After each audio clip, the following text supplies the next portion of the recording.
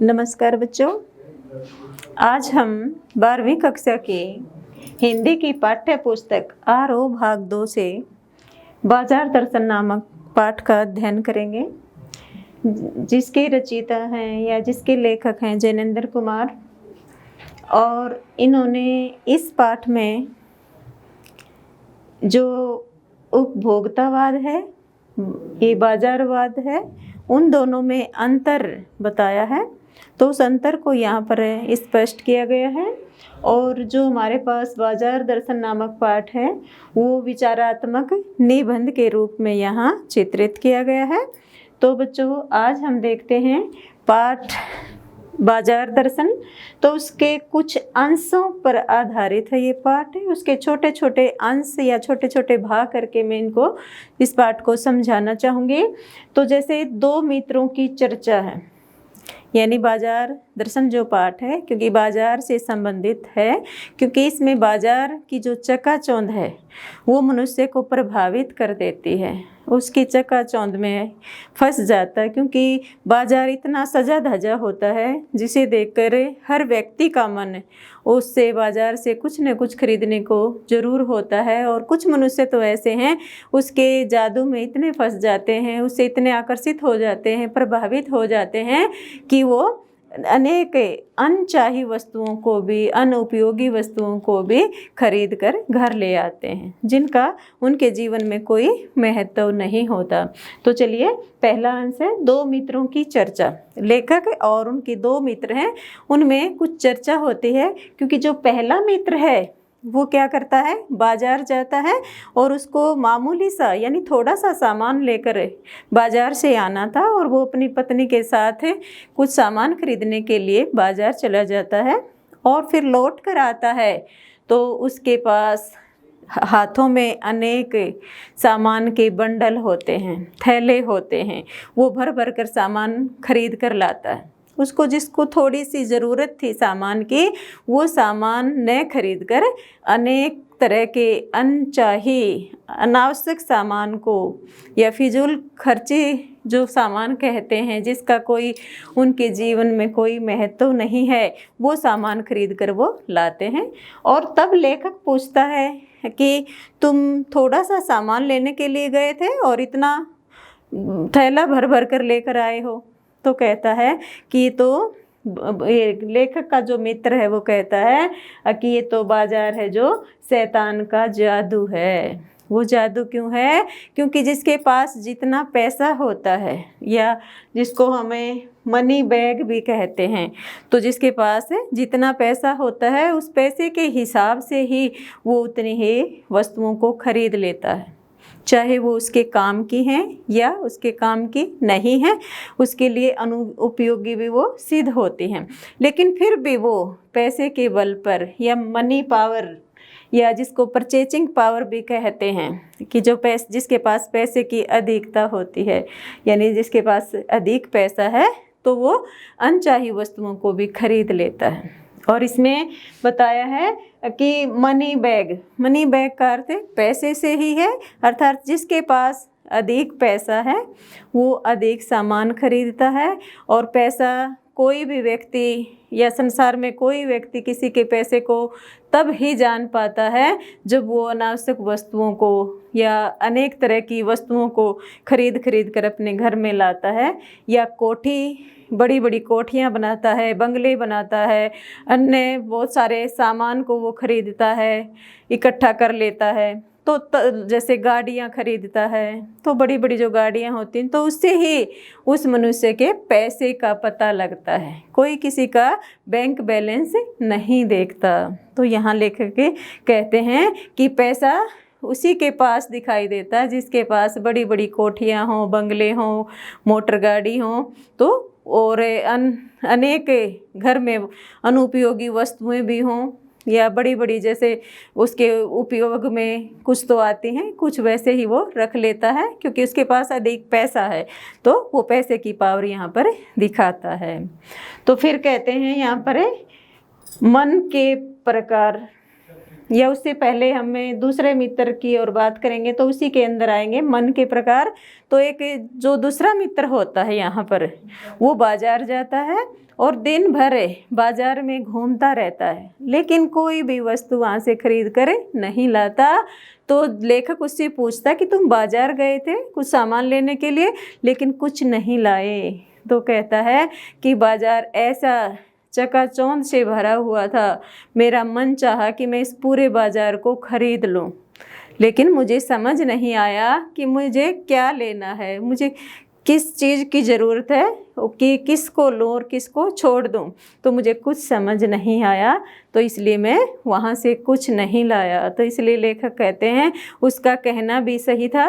अगर वो अपने मन को ही निश्चित नहीं कर पा रहा था कि मुझे क्या सामान लेना है और क्या छोड़ना है, तो वो इसका लाभ नहीं उठाता और वो अनावश्यक वस्तुओं को ही खरीद कर घर में लाता। ये बहुत ही भयानक होता उसके लिए। तो फिर कहते हैं मन है जो 3 प्रकार के बताए गए हैं यहाँ पर। 3 प्रकार हैं, जैसे पहला खाली मन, दूसरा भरा मन और तीसरा है बंद मन। तो 3 प्रकारों में पहला हमारा खाली मन। अगर हम खाली मन लेकर बाजार में जाते हैं, अर्थात कहने का खाली मन का क्या तात्पर्य है कि हमारे अंदर निश्चित नहीं होता कि हमें कौन सा सामान खरीदना है, तो किस सामान को हमें बाजार से लाना है जो हमारे लिए उपयोगी है, तो वो होता है खाली मन। तो वो जब बाजार में खाली मन से चला जाता है तो अपने पैसे के बल पर अनेक वस्तुओं को, अनचाही वस्तुओं को खरीद कर घर में ले आता है। और दूसरा मन है हमारा भरा मन। तो भरे मन में क्या होता है, हमें निश्चित होता है कि जो हमारा मन है या हमारी जो इच्छाएं हैं वो क्या हैं, उन इच्छाओं के हिसाब से वो बाजार जाता है और अपनी इच्छा के अनुसार ही वो सामान खरीदता है, जिससे बाजार को भी लाभ होता है और व्यक्ति को भी लाभ पहुंचता है कि वो अनावश्यक वस्तुओं को नहीं खरीदता, जो उसके उपयोग की वस्तुएं होती हैं उनको ही वो खरीद पाता है। तीसरा मन है हमारा, वो है बंद मन। तो बंद मन यानी हमारे सांसारिक जीवन में बंद मन यानी शून्य मन जिसको कहते हैं, तो वो हमारे यहाँ पर सार्थक सिद्ध नहीं होता, क्योंकि शून्य मन तो सिर्फ भगवान यानी ईश्वर से ही उसका संबंध है। यानी मनुष्य के अंदर जब तक मनुष्य जीवित है तो तब तक वो कभी अपने मन को शून्य नहीं कर सकता, क्योंकि उसके अंदर हमेशा इच्छाएं जन्म लेती रहती हैं, वो कभी अपनी इच्छाओं को ख़त्म नहीं कर सकता। मनुष्य का जीवन ही ऐसा है, क्योंकि संसार में रहते हुए उसके अंदर इच्छाएं हमेशा बनी रहती हैं, वो कभी समाप्त नहीं होती। तो जो तीसरा मन है वो किसका प्रतीक बताया है, ईश्वर का प्रतीक बताया है। वो मन ईश्वर के पास ही होता है, सांसारिक जीवन में वो मन नहीं हो पाता, क्योंकि मनुष्य के अंदर हमेशा इच्छाएं जगती रहती हैं। फिर कहते हैं यहाँ पर भगत जी का व्यक्तित्व। जो भगत जी हैं उनके व्यक्तित्व के बारे में बताते हैं कि जो भगत जी हैं वो चूर्ण बेचने वाले हैं, चूर्ण बेचते हैं और दिन भर ये 6 आने का चूर्ण ही वो गांव-गांव जाकर बेचते हैं, और जितना भी बच जाता है, शेष रह जाता है उनके पास चूर्ण, उसको वो मुफ्त में बच्चों को बांट देते हैं।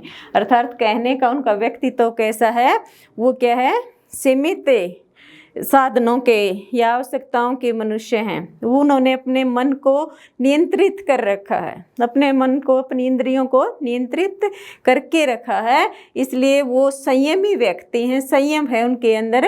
उस मन को वो अपने यानी उसमें काबू में रखते हैं, नियंत्रण में रखते हैं, तो उनका मन कभी कमज़ोर नहीं पड़ता। जब वो बाजार भी जाते हैं तो बाजार खुला का खुला रह जाता है। अर्थात बाजार कहता है कि वो भीख मांगता रहता है कि आओ और मुझसे कुछ खरीद ले जाओ, लेकिन वो कुछ भी खरीदने की इच्छा नहीं रखते। वो बाज़ार में खुली आँखों से जाते हैं और जहाँ भी जाते हैं, अर्थात जहाँ उनको जाना होता है, क्योंकि उनको जीरा और काला नमक चाहिए, तो वो बाज़ार से गुजरते हुए सीधा पंसारी की दुकान पर जाते हैं और वहीं से काला नमक और जीरा खरीद कर वापस आ जाते हैं। उन पर इसका बाजार का जादू या बाजार का जो आकर्षण है, साज सज्जा है, सजावट है, या उनकी जो चकाचौंध है बाजार की, वो उनको कभी प्रभावित नहीं करती, क्योंकि उनका मन नियंत्रित है, तो कभी भी वो भटकते नहीं हैं। फिर कहते हैं और वहाँ से ही लेकर आ जाते हैं। और बाजार का जो प्रभाव है, अर्थात भगत जी ऐसा चूर्ण बनाते हैं कि उनकी मांग बाजार में बहुत है, लेकिन फिर भी वो कभी पैसे के लालच में नहीं आते। वो सिर्फ 6 आने का चूर्ण बेचकर ही अपना गुजारा करते हैं और उन्हें पैसे का कोई लोभ नहीं है।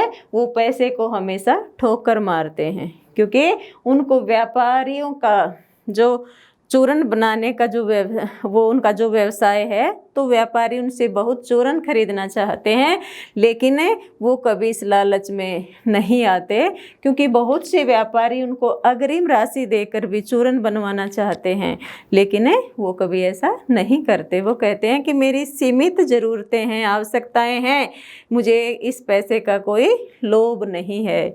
इसलिए कोई भी बाजार का जादू, किसी भी तरह का जादू उनको प्रभावित नहीं कर पाता। फिर कहते हैं लेखक की व्यंग्य शक्ति। एक बार लेखक पैदल चल रहे होते हैं और वहाँ से गुजरते हुए एक मोटर गाड़ी जाती है जो धूल उड़ाती हुई, यानी उनको पूरा धूल में सान देती है, मिट्टी में सन जाते हैं वो। तो ये ऐसी दशा देखकर लेखक क्या हो जाते हैं, दुखी हो जाते हैं और अपने माता पिता को कोसने लग जाते हैं कि मैं किस घर में, कैसे माता पिता के घर में जन्म लिया है जो मेरी ऐसी दशा। क्योंकि वह सन जाते हैं और कुछ लोग वो उनको देख कर जलन होती है कि ये गाड़ियों में जा रहे हैं और मैं पैदल जा रहा हूँ, मैं कितना गरीब हूँ, मेरे माता पिता ने क्या मुझे यही जन्म, भगवान ने मुझे जन्म देना मिला था। तो ऐसे ऐसे वो अपने माता पिता को कोसते हैं, धिक्कारते हैं। तो वो ऐसी शक्ति यानी लेखक के अंदर है, वो पैसे की जो चाह है वो जगती रहती है। तो कहता वो भगत जी के अंदर नहीं है, क्योंकि वो तो 6 आने का ही चूर्ण बेचते हैं और उसी में संतुष्ट रहते हैं, उसी में तृप्त रहते हैं। लेकिन लेखक की जो व्यंग्य शक्ति है वो और बढ़ जाती है, जिसे यानी जो लेखक जैसे लोग हैं और जो अन्य लोग भी हैं, वो बाजार ये व्यंग्य शक्ति को बढ़ाते हैं और बाजार को अधिक बढ़ावा देते हैं, उसको बाजारूपन को और अधिक बढ़ा देते हैं। फिर कहते हैं बाजार की सार्थकता। तो बाजार की सार्थकता किस में है बच्चों?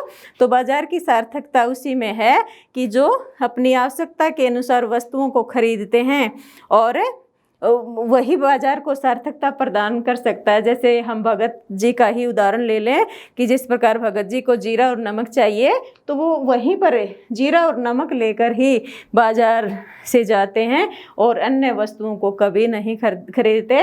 तो भगत जैसे व्यक्ति ही बाजार को सार्थकता प्रदान करते हैं।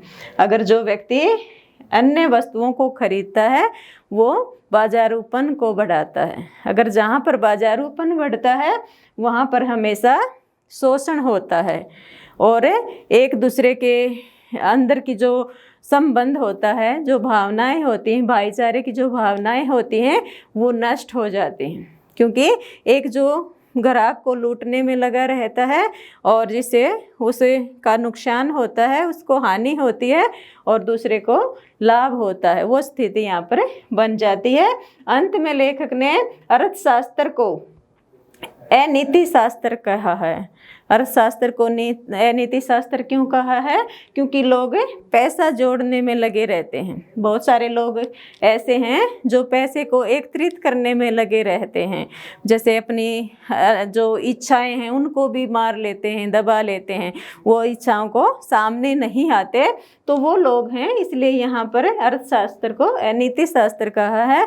तो यहाँ पर लेखक कहते हैं कि जब भी हम बाजार जाएं, अपनी आवश्यकता अनुसार वस्तुओं को ही निश्चित करके जाएं और बाजार की सार्थकता उसी में है कि अपनी आवश्यकता के अनुसार वस्तुओं को खरीदें, तभी हमारे बाजार को भी लाभ हो सकता है और हमारी ज़रूरतें भी पूरी हो सकती हैं। अगर जो लोग ऐसा नहीं करते, जिनका मन खाली होता है, जेब भरी होती है और वो अनावश्यक वस्तुओं को खरीद कर लाते हैं, जिससे बाजार को भी हानि होती है और मनुष्य को भी, खरीदने वाले व्यक्ति को भी हानि होती है। तो इसलिए भगत जी के उदाहरण के माध्यम से यहाँ स्पष्ट किया है कि भगत जी ऐसे व्यक्ति हैं जो बाजार को सार्थकता प्रदान करते हैं। बाजार के को महत्व देते हैं, आवश्यकता अनुसार वस्तुओं को खरीदते हैं। तो जब भी हम बाज़ार जाएं तो अपनी आवश्यकता अनुसार वस्तुओं को निश्चित करके जाएं या सूची बनाकर लेकर जाएं, तभी हम बाज़ार को सार्थकता प्रदान कर सकते हैं। नहीं तो बाज़ार में शोषण बढ़ सकता है, एक दूसरे को हानि हो सकती है, किसी को लाभ नहीं हो सकता। तो बच्चों, ये हमारा बाज़ार दर्शन नामक पाठ था। इसका संक्षिप्त रूप में या सही मायने में जो सही अर्थ में जो अंश बनाए हैं, उन्हीं के आधार पर मैंने इस पाठ की व्याख्या करने की कोशिश की है। तो मैं उम्मीद रखती हूँ कि आप सभी बच्चों को ये वीडियो पसंद आएगी, और अगर आपको पसंद आए, अच्छी लगे, तो हमारे चैनल को लाइक कीजिए, सब्सक्राइब कीजिए और ज़्यादा से ज़्यादा अपने दोस्तों में, अपने ग्रुप में शेयर कीजिए। धन्यवाद।